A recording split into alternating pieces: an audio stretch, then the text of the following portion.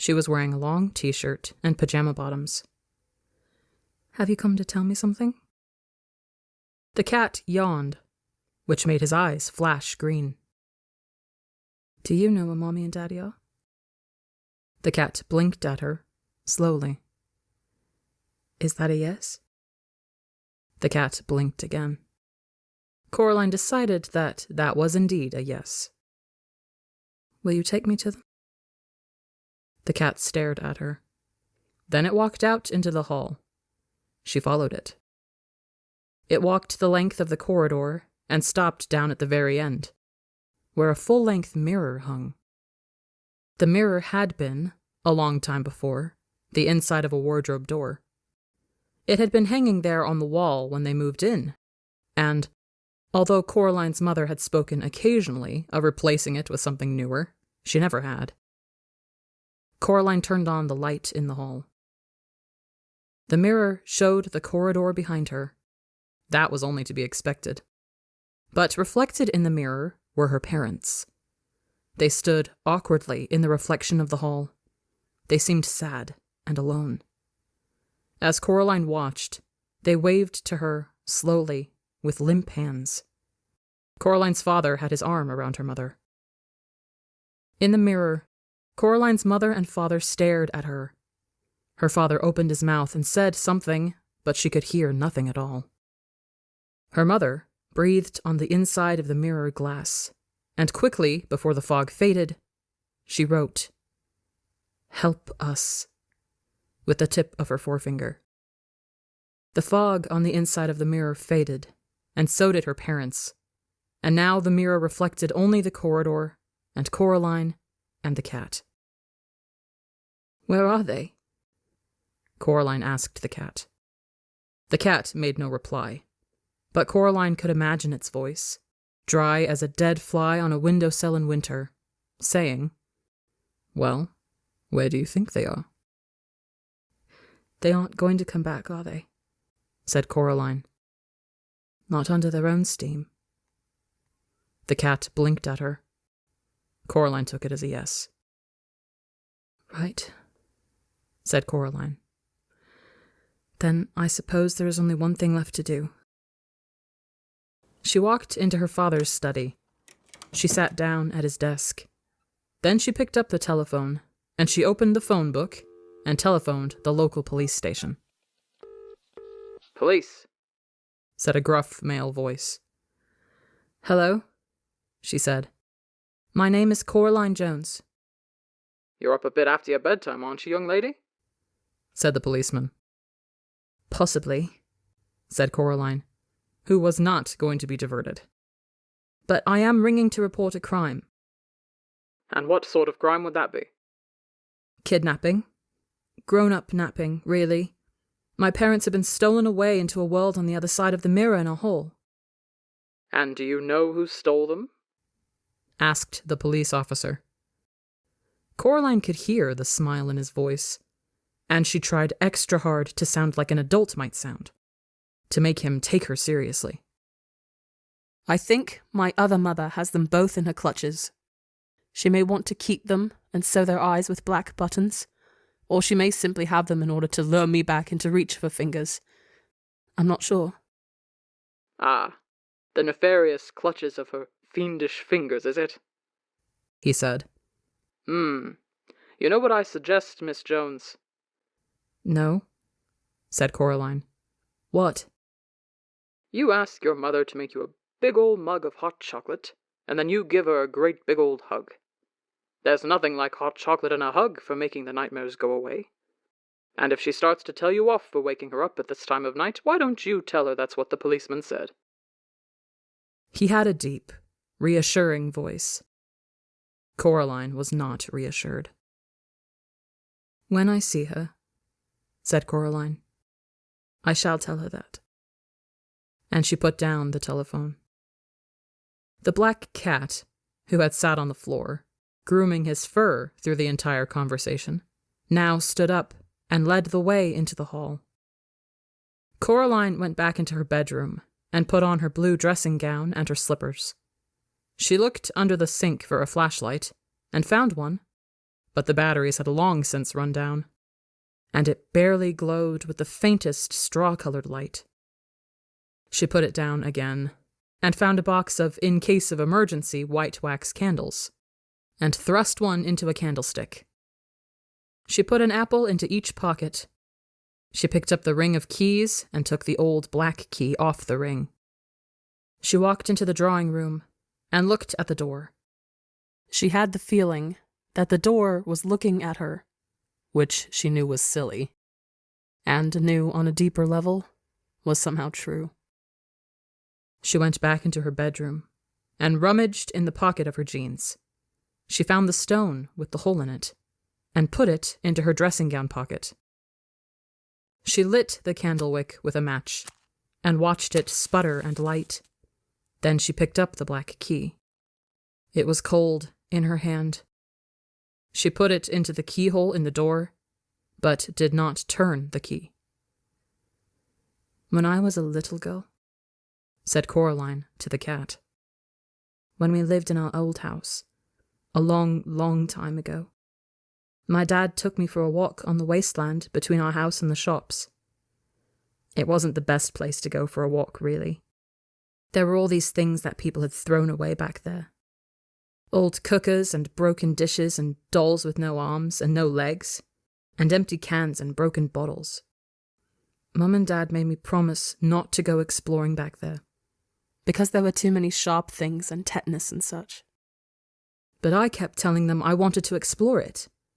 So one day, my dad put on his big brown boots and his gloves, and put my boots on me and my jeans and sweater, and we went for a walk. We must have walked for about 20 minutes.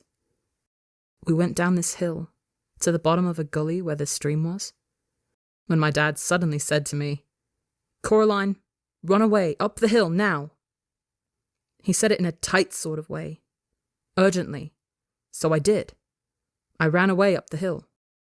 Something hurt me on the back of my arm as I ran, but I kept running. As I got to the top of the hill, I heard somebody thundering up the hill behind me. It was my dad, charging like a rhino. When he reached me, he picked me up in his arms and swept me over the edge of the hill. And then we stopped, and we puffed, and we panted, and we looked back down the gully. The air was alive with yellow wasps. We must have stepped on a wasp's nest in a rotten branch as we walked. And while I was running up the hill, my dad stayed and got stung to give me time to run away. His glasses had fallen off when he ran.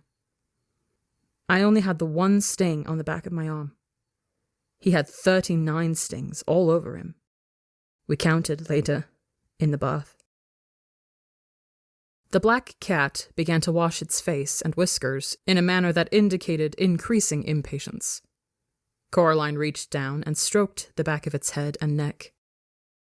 The cat stood up, walked several paces until it was out of her reach, then sat down and looked up at her again. "So," said Coraline, "later that afternoon, my dad went back again to the wasteland to get his glasses back. He said if he left it another day, he wouldn't be able to remember where they'd fallen. And soon he got home, wearing his glasses. He said that he wasn't scared when he was standing there and the wasps were stinging him and hurting him and he was watching me run away. Because he knew he had to give me enough time to run, or the wasps would have come after both of us." Coraline turned the key in the door. It turned with a loud clunk. The door swung open. There was no brick wall on the other side of the door, only darkness. A cold wind blew through the passageway. Coraline made no move to walk through the door. "And he said that wasn't brave of him doing that, just standing there and being stung," said Coraline to the cat. "It wasn't brave because he wasn't scared. It was the only thing he could do. But going back to get his glasses, when he knew the wasps were there, when he was really scared, that was brave." She took her first step down the dark corridor. She could smell dust and damp and mustiness. The cat padded along beside her. And why was that? Asked the cat, although it sounded barely interested. Because, she said, when you're scared, but you still do it anyway, that's brave. The candle cast huge, strange, flickering shadows along the wall. She heard something moving in the darkness. Beside her, or to one side of her, she could not tell. It seemed as if it was keeping pace with her, whatever it was. And that's why you're going back to her world, then? Said the cat. Because your father once saved you from wasps? Don't be silly, said Coraline. I'm going back for them because they are my parents. And if they noticed I was gone, I'm sure they would do the same for me. You know you're talking again? How fortunate I am, said the cat, in having a traveling companion of such wisdom and intelligence. His tone remained sarcastic, but its fur was bristling, and its brush of a tail stuck up in the air. Coraline was going to say something, like sorry, or wasn't it a lot shorter walk last time? When the candle went out, as suddenly as if it had been snuffed by someone's hand. There was a scrabbling and a pattering, and Coraline could feel her heart pounding against her ribs. She put out one hand, and felt something wispy, like a spider's web, brush her hands and her face. At the end of the corridor, the electric light went on, blinding after the darkness. A woman stood, silhouetted by the light, a little ahead of Coraline. Coraline? Darling? She called. Mum! Said Coraline, and she ran forward, eager and relieved. Darling, said the woman, why did you ever run away from me? Coraline was too close to stop, and she felt the other mother's cold arms enfold her. She stood there, rigid and trembling, as the other mother held her tightly. Where are my parents? Coraline asked. We're here, said her other mother, in a voice so close to her real mother's that Coraline could scarcely tell them apart. We're here. We're ready to love you and play with you and feed you and make your life interesting. Coraline pulled back, and the other mother let her go with reluctance. The other father, who had been sitting on a chair in the hallway, stood up and smiled. Come on into the kitchen, he said. I'll make us a midnight snack. And you'll want something to drink. Hot chocolate, perhaps? Coraline walked down the hallway until she reached the mirror at the end.